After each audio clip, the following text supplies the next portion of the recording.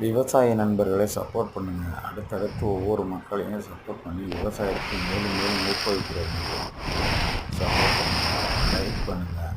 எல்லோரும் பார்க்குறீங்க, ஆனால் ஒருத்தர் கூட லைக் பண்ண மாட்டேறீங்க, ஷேர் பண்ண மாட்டேறீங்க. முடிஞ்ச வரைக்கும் சப்போர்ட் பண்ணுங்கள்.